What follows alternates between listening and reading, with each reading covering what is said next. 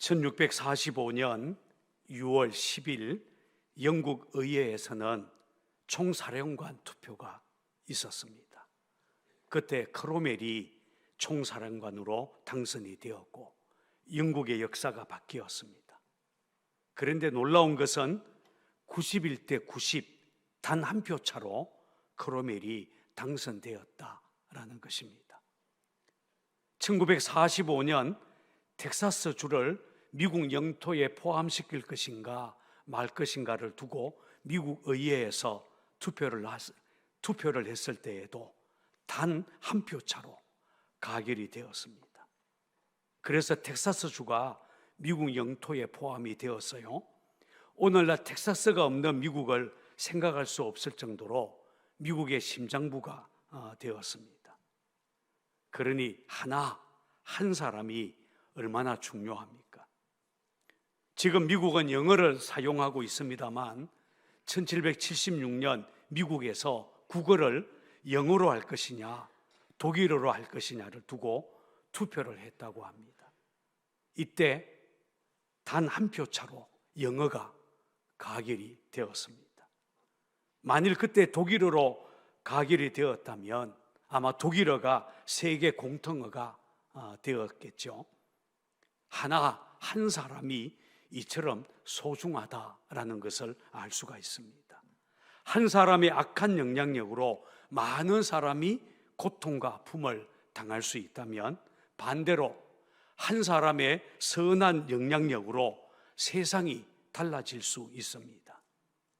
그래서 탈무드에서는 한 사람을 구하는 것이 곧 세상을 구하는 것이다 라고 말합니다. 오늘 우리가 읽은 본문이 바로 이런 사실을 우리에게 보여주고 있습니다. 한 사람 발람 때문에 이스라엘 자손이 범죄하여 하나님의 심판을 받게 되었고, 반면에 한 사람 비느하스 때문에 이스라엘에 임한 하나님의 진노, 저주가 멈추었다라고 성경은 말합니다. 자, 본문 1절에서 3절 말씀을 같이 찾아서 읽어보겠습니다. 시작. 이스라엘이 시딤에 머물러 있더니 그 백성이 모압 여자들과 음행하기를 시작하니라. 그 여자들이 자기 신들에게 제사할 때에 이스라엘 백성을 청하매 백성이 먹고 그들의 신들에게 절함으로 이스라엘이 바알 브올에게 가담한지라. 여호와께서 이스라엘에게 진노하시니라. 여기 보면 이스라엘이 시딤이라는 곳에 머물러 있었을 때 그 백성이 모압 여자들과 음행하기 시작했다라고 말합니다. 시딤은 이스라엘 자손들이 요단을 건너 가나안 땅에 들어갔는데 그 요단강을 건넌 지점에서 11km밖에 떨어지지 않은 아주 가까운 곳입니다. 가나안 땅을 바로 코앞에 두고 그들이 바알에게 절하고 모압 여인들, 미디안 여인들과 음행하는 죄를 범하게 되었다라는 것입니다. 여기서 음행하다로 번역된 히브리어 자나라고 하는 단어는 단순히 성적 행위가 아니라 이방신과 관련된 그런 음행을 가리킬 때 자주 사용된 단어입니다. 그리고 바알 브올에게 가담했다라는 말은 브올 지역의 바알 축제에 참여했다라는 말입니다. 특히 가담했다로 번역된 히브리어 짜마드라고 하는 단어는 함께 멍에를 치다, 짝이 되다, 연합하다 라고 하는 뜻을 가지고 있습니다. 아마 이랬을 것입니다. 당시 시딤에 이스라엘이 시딤에 머물러 있었을 때에 모압 여인들이 이스라엘 남자들을 바알 축제에 초청하게 되었고, 그 유혹에 넘어간 이스라엘 남자들이 바알 축제에 참석해서 바알에게 절도하고, 그리고 그 축제의 끝에 모압과 미디안 여인들과 더불어 음행을 저지르게 되었던 것 같습니다. 그런데 생각해 보세요. 하나님의 백성이 바알에게 절을 하다니, 그리고 하나님의 거룩한 백성이 이방 여인들과 음행하는 죄를 범하다니, 어떻게 이런 일이 벌어지게 되었을까요? 오늘 본문은 분명하게 밝히지 않지만 이 일의 배후에는 발람이 있었습니다. 지난주에 우리는 모압 왕 발람 왕의 파격적인 제안을 받고 발람 선지자가 모압 고관들을 따라 나섰다가 그가 타고 있던 나귀가 입을 열어 발람을 책망했고, 여호와의 사자가 발람을 죽이려고 하면서 경고한 이야기, 우리가 지난주에 말씀을 들었습니다. 기억나십니까? 반응을 좀 보여봐요. 민수기 23장 24장을 오늘 우리가 읽지 않았지만 여기에 보면 그 이후 모압 왕 발락이 아침 일찍이 선지자 발람을 데리고 바알의 신당에 올랐습니다. 이스라엘 진영이 한눈에 다 보이는 그곳에서 모압 왕은 발람에게 자, 이제 이스라엘을 저주해라 이렇게 말했습니다. 그러나 발람 선지자는 저주 대신에 이스라엘을 축복합니다. 화가 난 모압 왕은 장소를 2번이나 더 옮기면서 이스라엘을 저주하라고 강하게 요구를 했지만 발람은 저주하지 않았어요. 아니, 저주할 수가 없었습니다.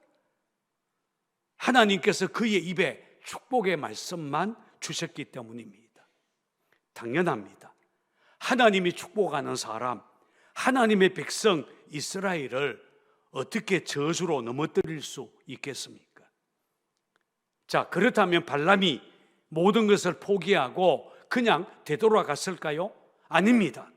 민수기 24장 마지막 절을 보면 발람이 일어나 자기 곳으로 돌아가고 발락도 자기 길로 갔더라 이렇게 말하고 있지만 발람은 그냥 고향으로 돌아간 것이 아니었습니다. 돌아가기 전에 그는 이스라엘을 망하게 할 기가 막힌 계략 한 가지를 모압 왕 발락에게 살짝 알려주었어요. 어떤 꾀였을까요? 바로 미인계였습니다. 모압의 여인들을 풀어서 이스라엘 남자들을 유혹해라, 음행과 우상숭배에 빠지게 해라. 그러면 이스라엘은 하나님의 저주를 받을 것이다, 이렇게 알려준 거예요. 민수기 31장 16절은 이렇게 말씀합니다. 보라, 이들이 발람의 꾀를 따라 이스라엘 자손을 브올의 사건에서 여호와 앞에 범죄하게 하여 여호와의 회중 가운데에 연병이 일어나게 하였느니라. 요한계시록 2장 14절에서도 이렇게 말합니다. 그러나 네게 두어 가지 책망할 것이 있나니 거기 네게 발람의 교훈을 지키는 자가 있도다. 발람이 발락을 가르쳐 이스라엘 앞에 걸림돌을 놓아 우상의 제물을 먹게 하였고 또 행음하게 하였느니라. 보세요. 바알보올의 사건을 일으킨 겁니다. 이 일에 대해서 하나님은 크게 진노하셨어요. 본문 3절 끝에 보면 여호와께서 이스라엘에게 진노하시니라 라는 말씀이 나옵니다. 한번 따라해 볼까요? 진노하다. 여기 진노하다로 번역된 히브리어 이하라와프라고 하는 단어는 코가 뜨거워졌다 라고 하는 뜻을 가지고 있습니다. 한마디로 하나님께서 열받았다, 이스라엘에게 열받았다, 이런 뜻입니다. 하나님의 백성이 어떻게 바알 우상에게 절을 하냐? 어떻게 거룩한 백성이 음행을 하냐? 그들은 하나님을 배신하고 그리고 음행의 죄를 범한 거예요. 하나님의 조치는 단호했습니다. 그날 이스라엘 자손에게 연병이 퍼지게 되었고 2만 4천 명이 되는 사람이 한꺼번에 죽게 됩니다. 여러분, 이런 일을 보면 선지자 발람은 결코 하나님의 말씀을 따르는 자가 아니었습니다. 자기 욕심을 이루기 위해 하나님의 뜻을 무시하고 이스라엘을 무너뜨리는 꾀를 모압 왕에게 제공한 거짓 선지자에 불과한 것입니다. 결국 그 한 사람 발람 때문에 이스라엘은 하나님의 진노, 하나님의 심판을 받고 말았습니다. 그런데 발람 때문에 이스라엘이 범죄하고 하나님의 심판을 받는 것과는 대조적으로 다른 한 사람, 오늘 성경에 보면 비느하스라고 하는 한 사람 때문에 이스라엘은 하나님의 용서를 받게 되고 하나님의 진노가 멈추게 되었다라고 말합니다. 자, 어떻게 되었는지 우리가 성경을 통해서 한번 확인해 보십시다. 본문 6절을 찾아서 읽습니다. 시작. 이스라엘 자손의 웬 회중이 해막문에서 울 때에 이스라엘 자손 한 사람이 모세와 온 회중의 눈앞에 미디안의 한 여인을 데리고 그의 형제에게로 온지. 여기 보면 이 재앙으로 온 회중이 해막 앞에 모여서 울고 있는 바로 그 순간에 한 눈치 없는 사람이, 아니 눈치가 없는 정도가 아니라 정신 나간 한 사람이 미디안의 한 여자를 데리고 자기 막사로 들어간 거예요. 여러분, 이 사람이 누구였을까요? 14절에 보면 이 사람의 이름은 시므온 지파의 지도자인 시므리라고 하는 사람이었어요. 그와 함께 온 미디안 여인의 이름은 고스비, 뜻이 꿰는 자라는 뜻이에요. 고스비로서 미디안 족장의 딸이었어요. 이것을 본 제사장 비느하스, 아론의 손자 비느하스는 분노하기 시작합니다. 자, 비느하스가 어떻게 했을까요? 7절, 8절도 한번 같이 읽어보겠습니다. 시작. 제사장 아론의 손자 엘르아살의 아들 비느하스가 보고 회중 가운데에서 일어나 손에 창을 들고 그 이스라엘 남자를 따라 그의 막사에 들어가 이스라엘 남자와 그 여인의 배를 꿰뚫어서 두 사람을 죽이니 연병이 이스라엘 자손에게서 그쳤더라. 여기 보면 비느하스가 일어나 손에 창을 들고 그 사람들을 따라 막사로 가서는 두 사람을 창으로 찔러 죽였다라고 말합니다. 그러자 연병이 그쳤습니다. 비느하스의 이 행동이 하나님의 마음을 기쁘게 했다, 하나님의 마음을 시원하게 했다라는 것입니다. 하나님은 이렇게 말씀을 하셨어요. 11절 말씀입니다. 자, 11절 말씀을 찾아서 같이 읽겠습니다. 시작. 제사장 아론의 손자 엘르아살의 아들 비느하스가 내 질투심으로 질투하여 이스라엘 자손 중에서 내 노를 돌이켜서 내 질투심으로 그들을 소멸하지 않게 하였도다. 보세요. 하나님은 비느하스가 내 질투심으로 질투하여 내가 그들을 소멸하지 않게 했다라고 말합니다. 자, 한번 따라서 해볼까요? 내 질투심으로 질투하여. 여기서 우리가 주목할 단어가 바로 질투심, 질투라는 단어입니다. 히브리어로 키나라고 말합니다. 여기에 보면 내 질투심으로 질투하여 베카네오 에터 카네이터, 이 키나라고 하는 단어를 두 번이나 사용하고 있습니다. 하나님은 지금 자기 백성 이스라엘이 바알에게 절하는 것을 보고 질투심을 느낀 것입니다. 그래서 그들에게 진노하셨다라고 말합니다. 보통 질투라고 하면 대부분은 부정적으로 생각하지요. 그러나 사실 질투는 사랑에서 나오는 감정입니다. 너무 사랑하기 때문에 질투가 납니다. 하나님께서 자기 백성을 너무나 사랑하셨기 때문에 그들이 바알 우상에게 절하는 것을 보고 질투심을 느낀 것입니다. 생각해 보세요. 사랑하는 아내가 다른 남자에게 눈길을 주고 있는데 질투하지 않을 남편이 어디 있겠습니까? 만약 아무렇지도 않다면 그것을 관대하다고 말할 사람은 아무도 없을 것입니다. 하나님은 자기 백성 이스라엘이 오직 하나님만을 섬기기를 원하셨어요. 그런데 그들이 이방신 바알에게 절을 하고 있는 것입니다. 그래서 질투심으로 그들에게 진노하셨습니다. 신명기 32장 21절은 이렇게 말합니다.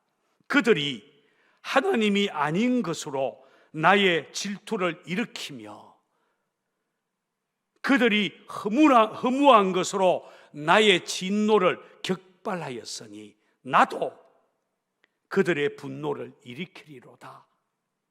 여러분, 이스라엘이 누굽니까? 하나님의 백성입니다. 하나님의 소유요, 하나님이 택하신 제사장 나라요. 시내산에서 그들이 하나님과 언약을 맺을 때 하나님은 이렇게 말씀하셨어요. 나는 너희들의 하나님이다. 너희는 이제 내 백성이다.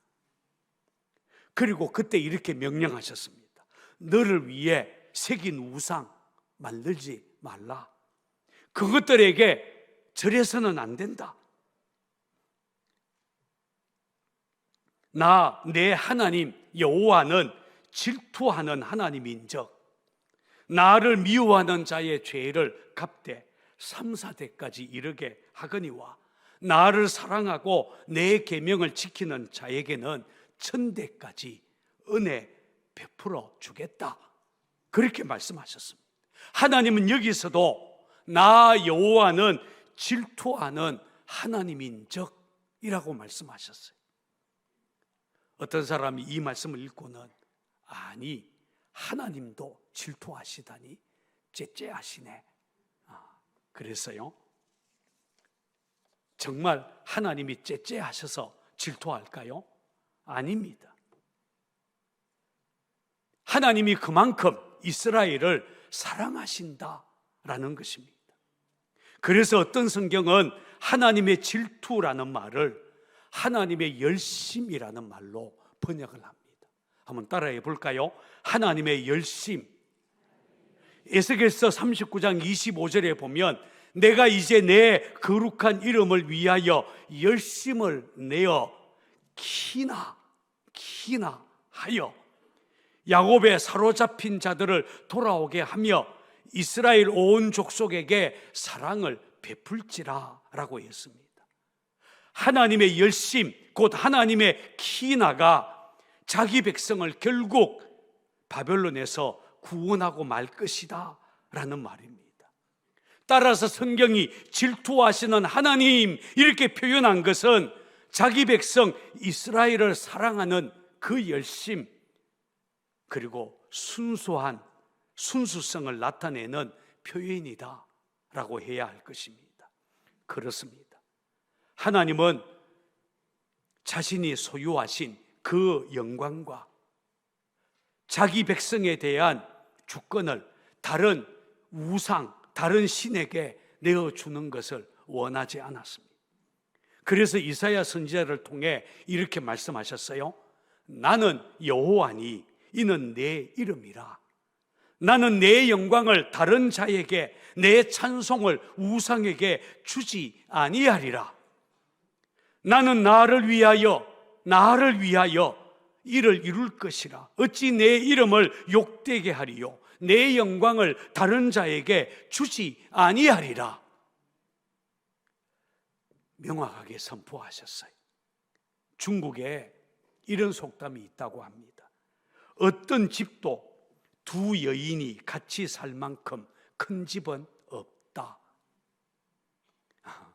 같은 이치로 하나님의 백성의 삶도 두 주인을 줄 만큼 크지 못합니다. 그래서 예수님께서도 한 사람이 두 주인을 섬기지 못할 것이니 혹 이를 미워하고 저를 사랑하거나 혹 이를 중히 여기고 저를 경히 여김이라. 너희가 하나님과 재물을 겸하여 섬기지 못하느니라 라고 하셨습니다. 그러므로 우리 하나님은 하나님의 질투심을 마음에 품고 질투하는 사람에게 복을 내려주십니다. 성경에 보면 하나님을 위한 질투심, 하나님을 위한 열심을 가진 믿음의 선배들이 많이 나옵니다. 그 중에서 우리가 잘 아는 다윗이 있죠. 다윗은 어린 목동에 불과했지만 그의 마음이 하나님을 위한 질투심, 키나 이것으로 불붙게 되자 블레셋의 장군 골리앗을 조금도 두려워하지 않았습니다. 이 할례받지 않은 블레셋 사람이 누구에게 감히 블레셋 사람이 누구이기에 감히 살아계시는 하나님의 군대를 모욕하냐. 그리고는 사울 왕에게 가서 주의 종 제가 가서 블레셋 사람과 싸우겠습니다, 이렇게 말했어요. 그리고 골리앗에게로 가면서 너는 칼과 창과 단창으로 내게 나아오거니와 나는 만군의 여호와의 이름으로 나아가노라, 이렇게 하면서 물맷돌로 골리앗을 향하여서 던졌습니다. 어떻게 되었습니까? 다윗이 던진 물맷돌 하나가 골리앗의 두 눈 사이를 정확하게 맞췄고 골리앗은 그 자리에서 죽고 말았습니다. 하나님은 하나님을 위한 질투심, 열심을 가졌던 그 다윗을 사랑해서 이스라엘의 왕으로 삼아 주셨습니다. 선지자 엘리야도 그런 사람이었어요.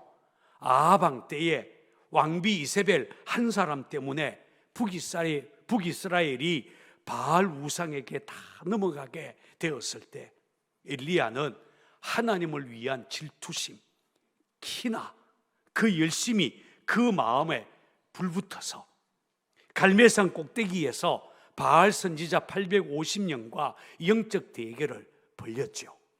이때 하나님은 하늘에서 불을 내려 엘리야에게 응답해 주셨습니다.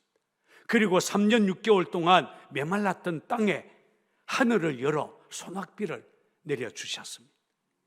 오늘 본문에 나오는 비느하스가 바로 그런 사람이었습니다. 비느하스는 이스라엘이 이방 여자들과 음행을 저지르는 모습을 보고 참을 수가 없었습니다. 비느하스가 창을 든 것은 자신의 야망 때문이 아니었습니다. 하나님 한 분을 위한 열심, 바로 키나 그 질투심 때문이었습니다. 그는 하나님과 온전히 연합한 사람이었기 때문에 하나님이 느끼시는 질투심을 그도 고스란히 느낄 수가 있었고, 그래서 그 질투심으로 창을 들고 일어난 것입니다.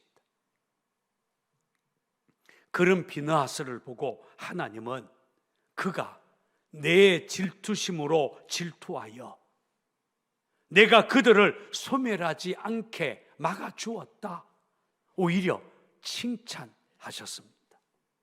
한 사람 비느하스의 행동이 이스라엘을 하나님의 진노에서, 하나님의 심판에서 건져낸 것입니다. 그리고 하나님은 이 비느하스를 축복해 주셨습니다.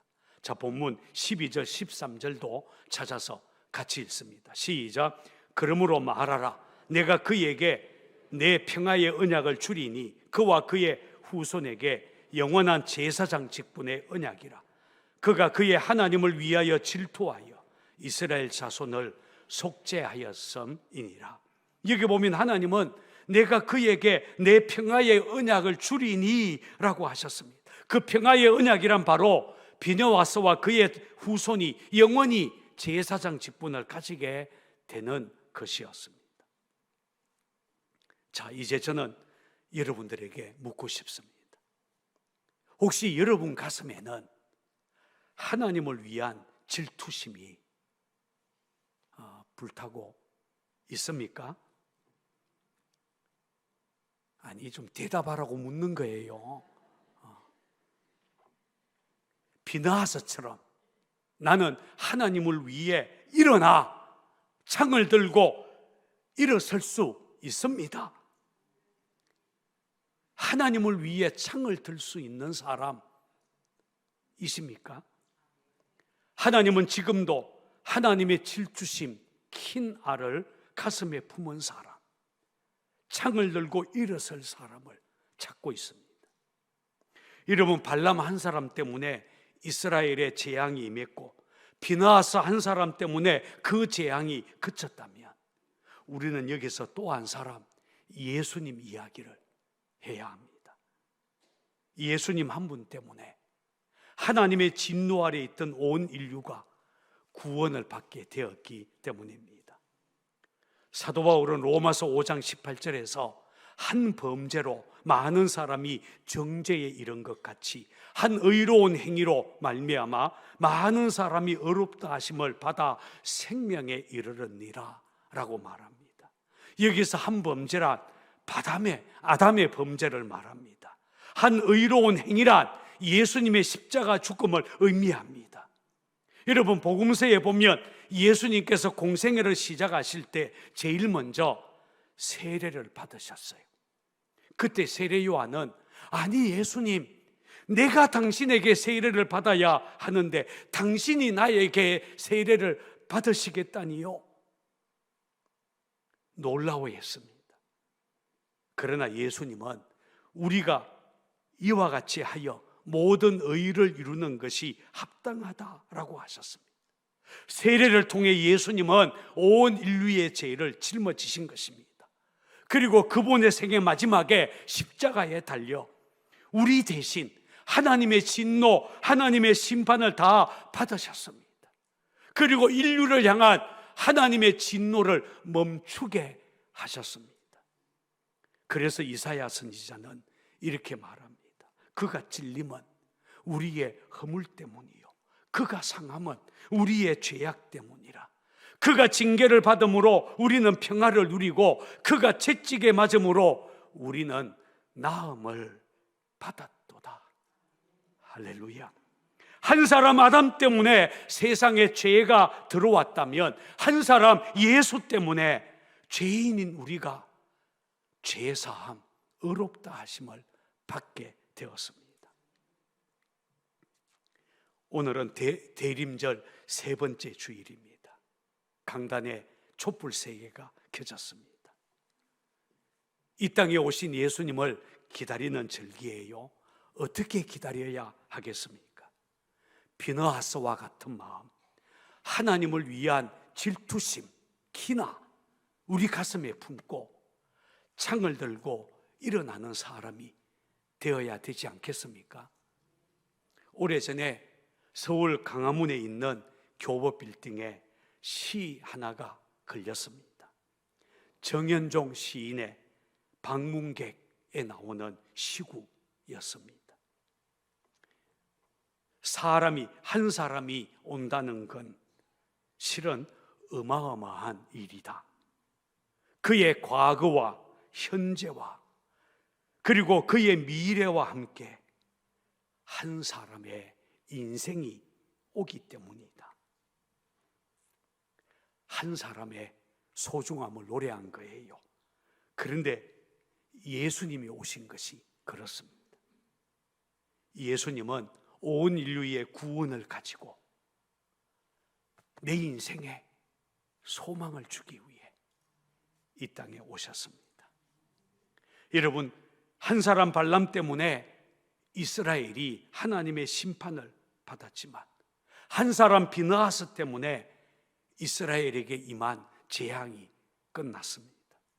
아담 한 사람 때문에 죄가 세상에 들어왔지만 예수님 한 사람 때문에 우리 모두가 구원을 받게 되었습니다. 그것처럼 나 한 사람 때문에 우리 모두가 구원을, 우리 가정과 직장, 교회가 하나님의 복을 받을 수도 있겠지만 또 나 한 사람 때문에 하나님의 진노를 받을 수도 있지 않겠습니까? 그렇다면 여러분은 나는 혹시 발람일까요? 아니면 비느하스일까요? 살리는 사람입니까? 아니면 죽이는 사람입니까? 죄와 고통과 상처와 아픔을 이 땅에 가져온 아담 같은 사람입니까? 아니면 참된 생명을 가져온, 우리에게 구원과 소망을 가져온, 하나님의 사랑을 실제로 보여주신 예수님의 삶을 닮은 진정한 그리스도인입니까? 오늘 저는 우리 상곡교회 성도들이 비너하스 같은 사람, 예수님을 닮은 사람, 그래서 이 땅의 재앙을 그치게 하고 상처와 아픔을 보듬어 줄 수 있고 소망과 생명과 구원을 전하는 진정한 하나님의 사람들이 되기를 주의 이름으로 축원을 드립니다.